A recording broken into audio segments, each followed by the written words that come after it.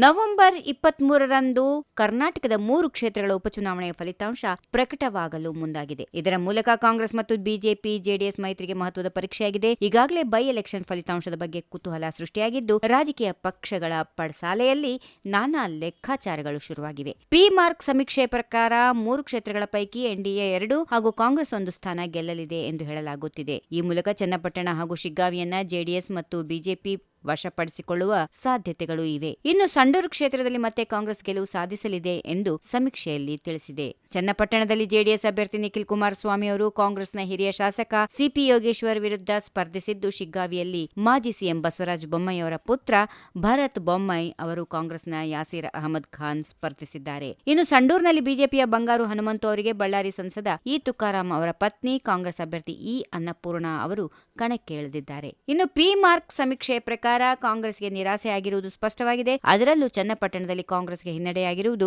ಡಿಕೆಶಿ ಪ್ರತಿಷ್ಠೆಗೆ ಹೊಡೆತ ಬೀಳಬಹುದು ಎಂದು ಹೇಳಲಾಗ್ತಾ ಇದೆ. ಒಟ್ಟಾರೆಯಾಗಿ ನವೆಂಬರ್ 23ರಂದು 3 ಕ್ಷೇತ್ರಗಳ ಉಪಚುನಾವಣೆಯ ಫಲಿತಾಂಶ ಪ್ರಕಟ ಆಗುವ ಹಿನ್ನೆಲೆಯಲ್ಲಿ ಕಾಂಗ್ರೆಸ್, ಬಿಜೆಪಿ ಮತ್ತು ಜೆಡಿಎಸ್ ಮೈತ್ರಿಕೂಟದ ರಾಜಕೀಯ ಪ್ರಾಮುಖ್ಯತೆಯು ಹೆಚ್ಚಾಗ್ತಾ ಇದೆ. ಪಿ ಮಾರ್ಕ್ ಎಕ್ಸಿಟ್ ಪೋಲ್ ನೀಡಿದ ಭವಿಷ್ಯ ನುಡಿಗಳ ಪ್ರಕಾರ ಎನ್ಡಿಎಗೆ ಲಾಭವಾಗಬಹುದಾಗಿದೆ ಎನ್ನುವ ನಿರೀಕ್ಷೆ ವ್ಯಕ್ತವಾಗಿದೆ. ಹಲವು ರಾಜಕೀಯ ವಿಶ್ಲೇಷಕರು ಈ ಚುನಾವಣೆಯನ್ನು ಕಾಂಗ್ರೆಸ್ ಗ್ಯಾರಂಟಿ ಯೋಜನೆಗಳ ಭವಿಷ್ಯದ ಪರೀಕ್ಷೆಯಾಗಿ ಪರಿಗಣಿಸ್ತಾ ಇದ್ದಾರೆ. ಕಾಂಗ್ರೆಸ್ಗೆ ಅಸಾಧ್ಯ ಫಲಿತಾಂಶಗಳು ಬಂದ್ರೆ ಈ ಯೋಜನೆಗಳು ಪುನಃ ಪರಿಶೀಲನೆಯ ಹಂತಕ್ಕೆ ಹೋಗುವ ಸಾಧ್ಯತೆಗಳು ಇವೆ.